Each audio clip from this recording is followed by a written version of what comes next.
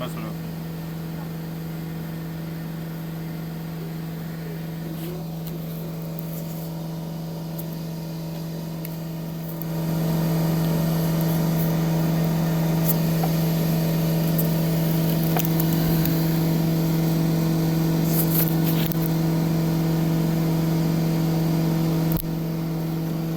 I gotta suck at being a cameraman.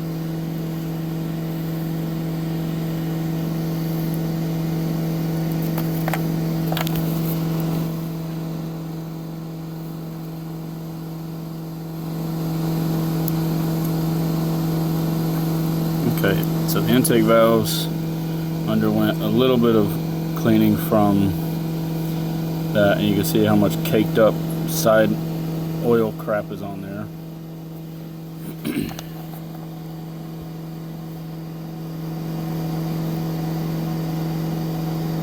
So the B12 chem tool definitely worked on the intake a little bit, but definitely not enough to call it great. These got more than the back did. You can see the cylinder looks a lot cleaner. Yeah. Alright, it's a Dodge Journey 2015 3.6 liter. So you take off the intake manifold. I'm going to replace this garbage with an intake pipe. I'm going to clean that out all the way. And for people with rough idle problems, I don't know if y'all can hear me over my compressor, but rough idle problems, all that crap around the edges of the throttle body, clean that off, take it off. It's only 4 screws. If you take the manifold off, might as well. Need this simple little gasket. A lot of times you can reuse these. This one feels pretty decent. I'll just clean it, make sure it sits in the groove on the manifold nicely. If it looks like it's coming out or lopsided or won't fit, then that's a problem.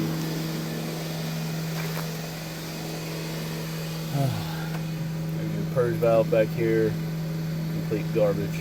I hate Dodge. Rear O2 sensors. For anybody who doesn't know, zoom out a little bit. Alright, so bank 1 is the back, bank 2 is the front. You got your O2 sensor here. This exhaust gasket, it's one of those silly designs where it sits in a spot and gets bolted on, so the gasket of course tore and blew out on the side here. So this O2 sensor, the garbage shop that did a transmission for this customer of mine, they left all the engine mounts loose there in LaGrange, Georgia. So if there's a transmission place you're going to in LaGrange, then I don't recommend it. Anyway, they left this on the hot AC line here, so it was actually not shorting, but it was causing an over temp on the wire, which was throwing an O2 sensor code. Rerouted the harness and it went away. Anywho, so here's the coil packs on the front, coil packs on the rear. Pop those babies out. There's your oil filter, which you can access obviously without taking all this off. So I got new mounts all the way around. These are all blown out because they left the bolts loose, so it just ripped them apart.